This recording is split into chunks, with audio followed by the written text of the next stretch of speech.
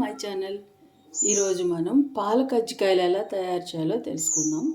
పాల కజ్జికాయల కోసం కొబ్బరి, బెల్లము, అలాగే మిల్క్ పౌడర్ కావాలండి. మిల్క్ బదులు మనం పాలు కూడా యూజ్ చేసుకోవచ్చు. పాల కంటే కూడా మిల్క్ పౌడర్తో చాలా ఈజీగా మనం ఈ కజ్జికాయల్ని తయారు చేయొచ్చు. అందుకే నేను మిల్క్ పౌడర్ని వాడుతున్నాను.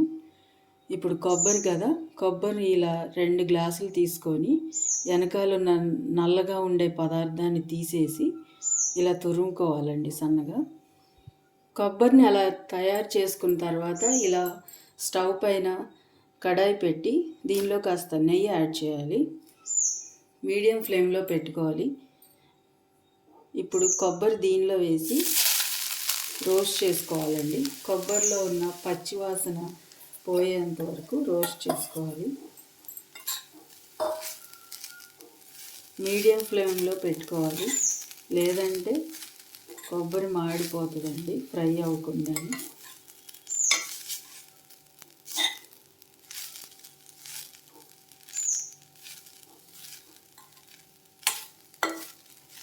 ఇలా మిక్స్ చేస్తా మీడియం ఫ్లేమ్లో పెట్టుకొని బాగా రోస్ట్ చేసుకోవాలి కొబ్బరి.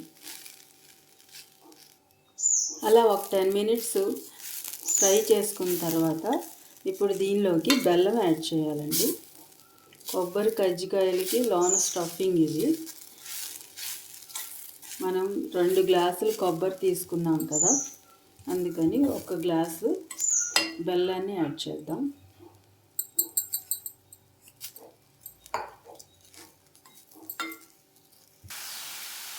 ఇలా బెల్లాన్ని యాడ్ చేసుకొని ఒక 10 నిమిషాలు మీడియం ఫ్లేమ్లో పెట్టి ఇలా తిప్పుతా దీన్ని ఫ్రై చేసుకోవాలండి. అప్పుడు ఈ బెల్లం అంతా ఈ కొబ్బరిలో కరిగిపోయి స్టఫింగ్ రెడీ అవుతుంది.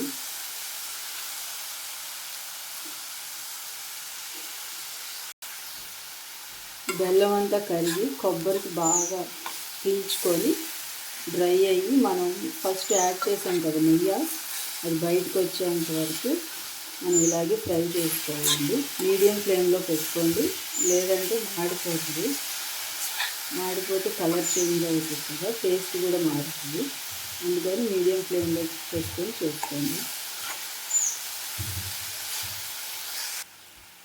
ఇలా కొబ్బరి అంతా బెల్లంలో కలిసిపోయింది కదండి. ఇలా ఆయిల్ నెయ్యి అంతా బయటకు వస్తుంది. మనం ఉండ చేయడానికి పనికొచ్చే వరకు ఇలా ఫ్రై చేసుకోవాలండి. ఈ కన్సిస్టెన్సీలో ఉండాలి ఇది. ఇప్పుడు దీన్ని కాస్త చల్లారిన తర్వాత ఉండలుగా చేసుకోవాలండి. ఇలా ఈ కన్సిస్టెన్సీలో ఉంటే ఆరిపోయేసరికి మనం లడ్డూల్లో చేయటానికి పని వస్తుందండి. ఇలా బాగా దగ్గర పడిపోయింది. దీనిలో ఉన్న బెల్లం అంతా కొబ్బరికి పట్టి బాగా అబ్జర్వ్ చేసుకుంది. ఇది రెడీ అయిపోయిందండి స్టఫింగ్. ఇప్పుడు దీన్ని స్టవ్ పై నుంచి పక్కన పెట్టి చల్లారనివ్వాలి. తర్వాత మనం ఇంకో కడాయి పెట్టుకొని పాల పౌడర్ యాడ్ చేసి పైన ఇది స్టఫింగ్ కదా, కజ్జికాయలు రెడీ చేయడానికి కావాల్సిన మిశ్రమాన్ని రెడీ చేసుకుందాం. ఇప్పుడు దీన్ని పక్కన పెట్టేద్దాం, ఇది ఆరిపోతుంది. అలాగే ఫ్లేవర్ కోసం దీంట్లో కాస్త ఇలాచీ పౌడర్ కూడా యాడ్ చేయండి. ఇలా ఈ కన్సిస్టెన్సీలో ఉండాలి. ఉండ చేయడానికి సరిపడే కన్సిస్టెన్సీ వచ్చేంత వరకు మనం ఇలా కుక్ చేసుకుంటూ ఉండాలండి. ఇప్పుడు దీన్ని స్టవ్ పై నుంచి దించి పక్కన పెట్టేద్దాం. ఇలా ఇప్పుడు మనం ఇంకొక పాన్ తీసుకొని మిల్క్ పౌడర్ యాడ్ చేసుకోవాలి. స్టవ్ మీడియం ఫ్లేమ్లో ఉంచుకోండి. మనం 2 గ్లాసులు కొబ్బరి తీసుకున్నాం కాబట్టి 2 గ్లాసులు మిల్క్ పౌడర్ యాడ్ చేయాలి.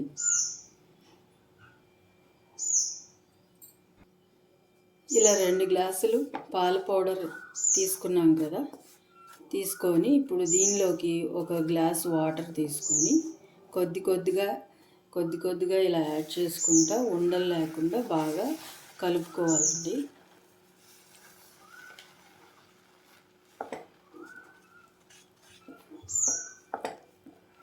ఇలా బాగా మిక్స్ చేసుకుంటూ ఉండాలి.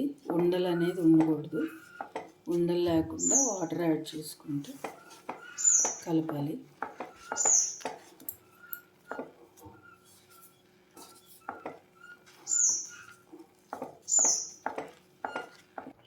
ఇలా ఉండలు కట్టకుండా ఇలా బాగా దగ్గర పడేంత వరకు ఉడికించుకోవాలండి. ఉండలు ఉండకూడదు దీంట్లో. మళ్ళీ తర్వాత మనం కజ్జికాయలు చేసేటప్పుడు అవి తగులుతూ ఉంటాయి, అందుకే ఇలా ఉండలు లేకుండా చేసుకోవాలి.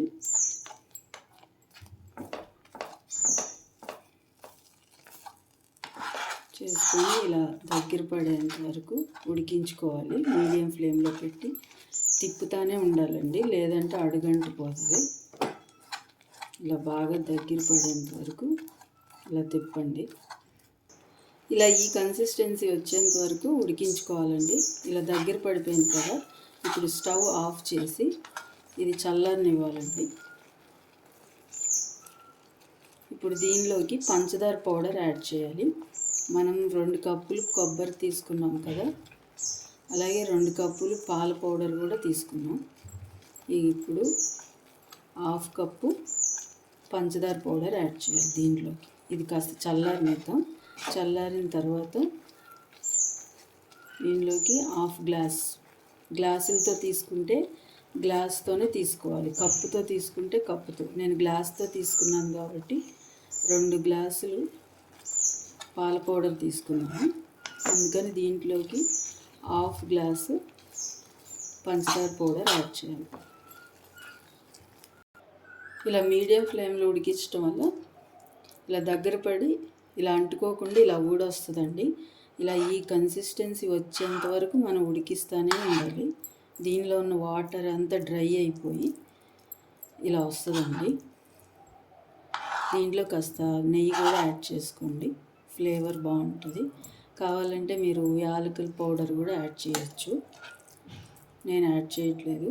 ఇప్పుడు దీనిలోకి 1/2 గ్లాసు పంచదారని యాడ్ చేద్దాం. ఇది కొంచెం చల్లారినాక యాడ్ చేద్దాం.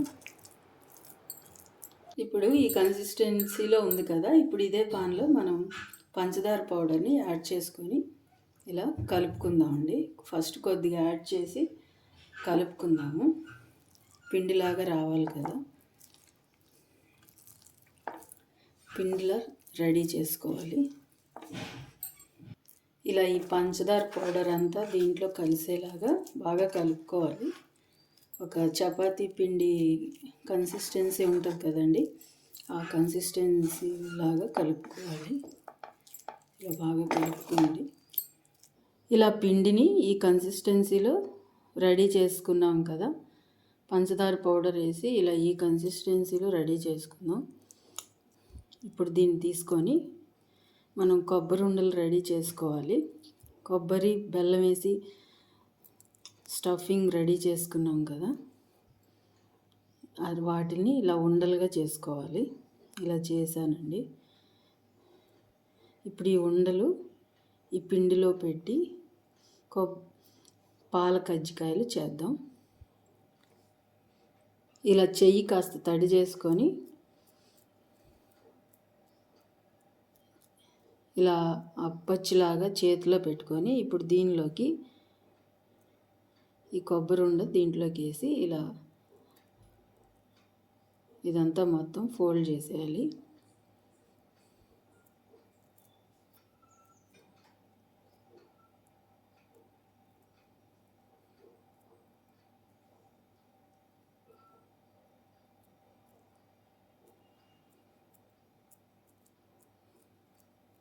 ఇలా ఫోల్డ్ చేసుకొని మళ్ళీ మనం ఇలా రోల్ చేసుకోవాలి. మనం షేప్ మన ఇష్టం అండి. సిలిండర్లిక్ అయినా చేసుకోవచ్చు, లేదంటే రౌండ్గా అయినా లడ్డూలాగా అయినా ఇలా చేసుకోవచ్చు. ఇలా రౌండ్గా ఇలా బాగా నున్నగా వచ్చేంత వరకు ఇలా తిప్పాలి లడ్డూలాగా. ఇలా రెడీ అయిపోయిందండి. ఇదేనండి పాల కజ్జికాయ. ఇప్పుడు ఇదే విధంగా మళ్ళీ ఇంకోటి కూడా ఇలా ప్రిపేర్ చేసుకుందాం. ఇలాగే మళ్ళీ ఇలా అప్పచ్చిలా చేసుకొని ఇలా మొత్తం ఇలా పెట్టుకొని ఇలా ఫిల్ చేసేసుకోవాలి. ఇలా అన్ని వైపులా మూసేసి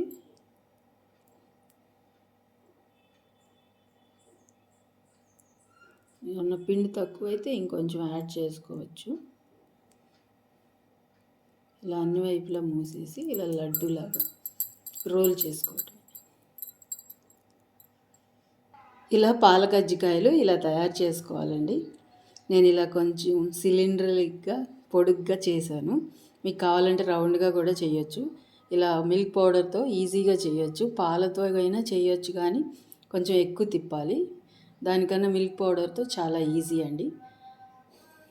చూడండి ఇలా చేసేసాను.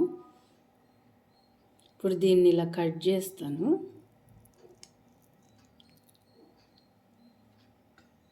ఇలా కట్ చేస్తే ఇలా లోపల చూడండి ఇలా వస్తుందండి. పైన కోవా, లోపల మనం స్టఫింగ్ ఇలా రావాలండి. అంతేనండి, చాలా టేస్టీగా ఈజీగా ఇలా ఇంట్లోనే పాల కజ్జికాయలు తయారు చేసుకోవచ్చు. మీకు కూడా నచ్చితే ఎలా ఉందో ట్రై చేసి కామెంట్ చేయండి. అలాగే లైక్ చేయండి, షేర్ చేయండి, సబ్స్క్రైబ్ చేసుకోండి. Thanks for watching.